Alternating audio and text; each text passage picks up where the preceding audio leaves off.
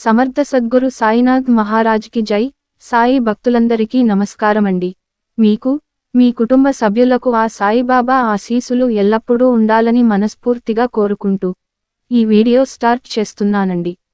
అలాగే మీరు కొత్తగా మన ఛానల్లోకి వచ్చినట్లయితే దయచేసి సబ్స్క్రైబ్ చేసుకోండి. ఇక ఈరోజు బాబాగారు ఏం చెప్పబోతున్నారంటే, కష్టాల్లో ఉన్నప్పుడు స్నేహితులు యొక్క మనస్తత్వాలు, అలాగే పేదరికంలో ఉన్నప్పుడు బంధువుల యొక్క మనస్తత్వాలు బయటపడతాయి. విజయాన్ని చూసి మురిసిపోకండి, ఎందుకంటే అది తొలి అడుగు మాత్రమే, గమ్యం కాదు. నువ్వు అందర్నీ సంతోషపెట్టడం చాలా కష్టంతో కూడుకున్న పని, కానీ నువ్వు అందరితో సంతోషంగా ఉండడం చాలా సులువైన పని.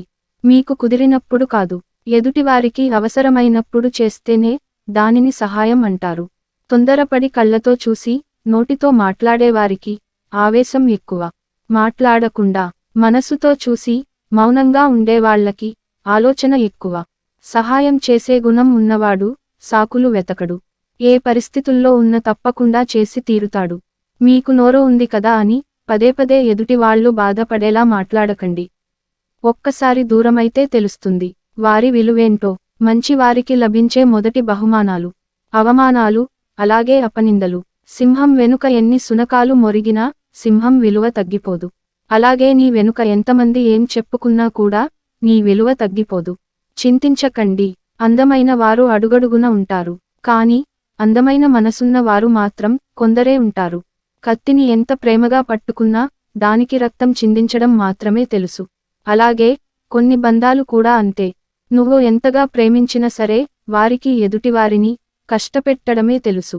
జీవితం మీకు విజయాలను ఇవ్వదు, కేవలం అవకాశాలు మాత్రమే ఇస్తుంది. ఆ అవకాశాలను విజయాలుగా మార్చుకునే శక్తి మీ చేతుల్లోనే ఉంటుంది. జీవితంలో ఎవరి మీదైతే ప్రాణమిచ్చేంత ప్రేమను పంచుకుంటారో వారే ప్రాణం పోయేంత బాధ మిగిల్చి వెళ్తారు.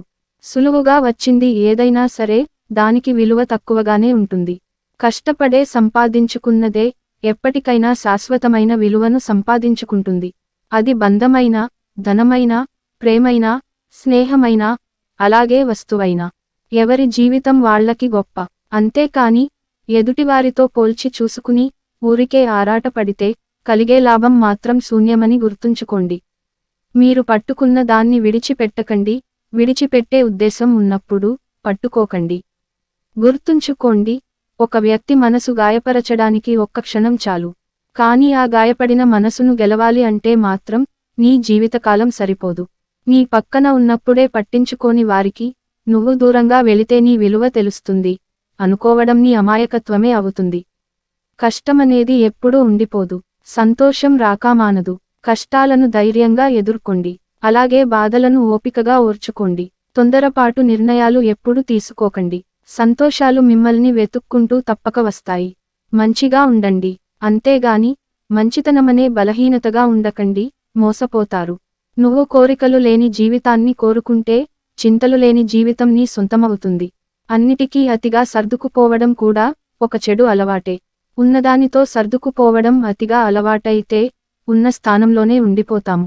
ఈ సమాజంలో జాలిగుణం కలవాడికి కష్టాలు ఎక్కువ, కఠిన గుణం కలవాడికి సుఖాలు ఎక్కువ.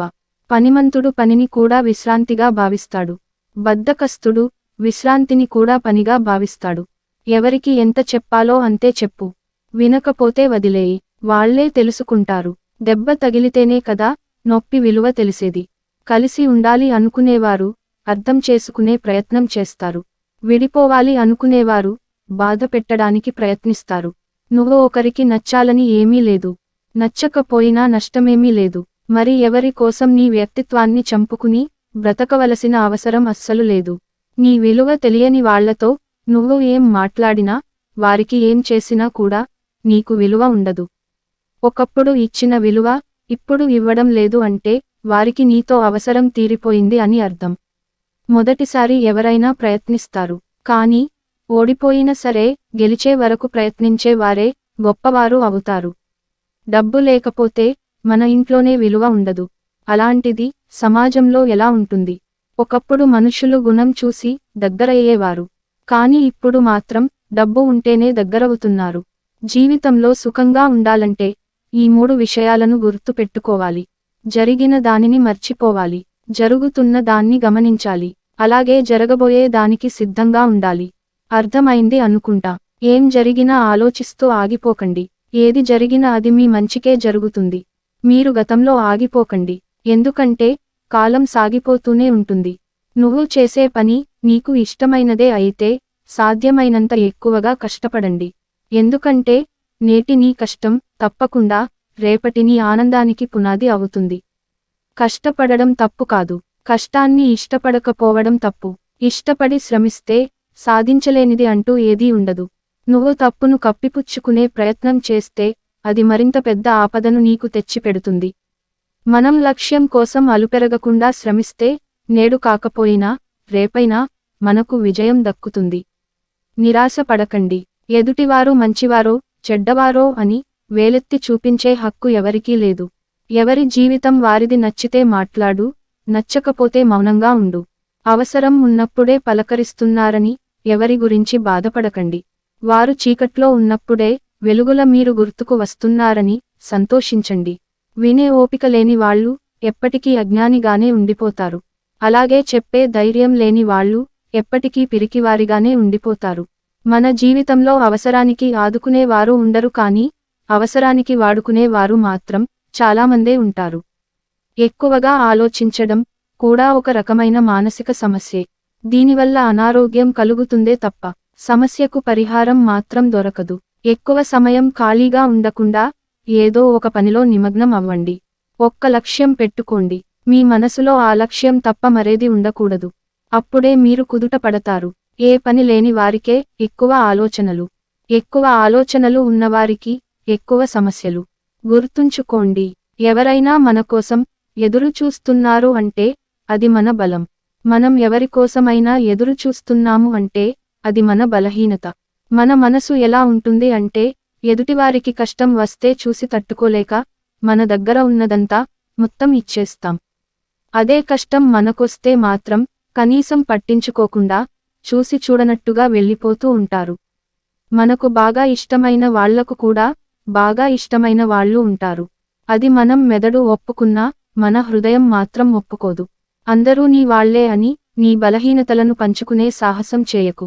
నీ వాళ్ళు పరాయి వాళ్ళు అవడం ఒక్క నిమిషం పట్టదు. అప్పుడు నీ బలహీనతలే వాళ్ళకి బలంగా మారతాయి. గుర్తుంచుకోండి, మీరు ప్రశాంతంగా ఎప్పుడు ఉంటారో తెలుసా? ఎదుటివారు మిమ్మల్ని ఎంత రెచ్చగొట్టే మాటలు మాట్లాడినా మీరు అవసరానికి మించి మాట్లాడకుండా ఉన్నప్పుడే ప్రశాంతంగా ఉంటారు. ఇక ప్రశాంతంగా ఉన్నప్పుడే ఎవరితో ఎలా మాట్లాడాలో తెలుస్తుంది.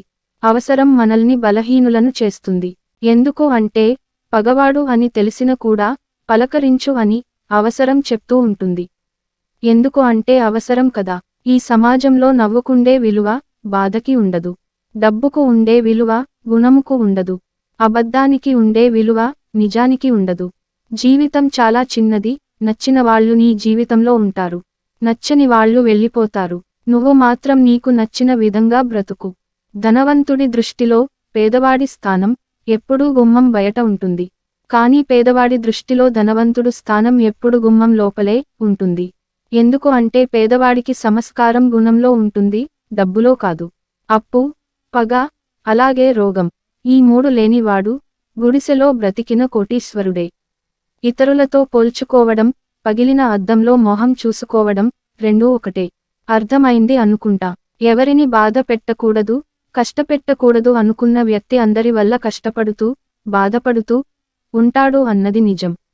జాగ్రత్తగా ఉండండి. ఇన్ని మంచి సందేశాలలో మీకు ఏ సందేశం నచ్చిందో కామెంట్ చేయండి.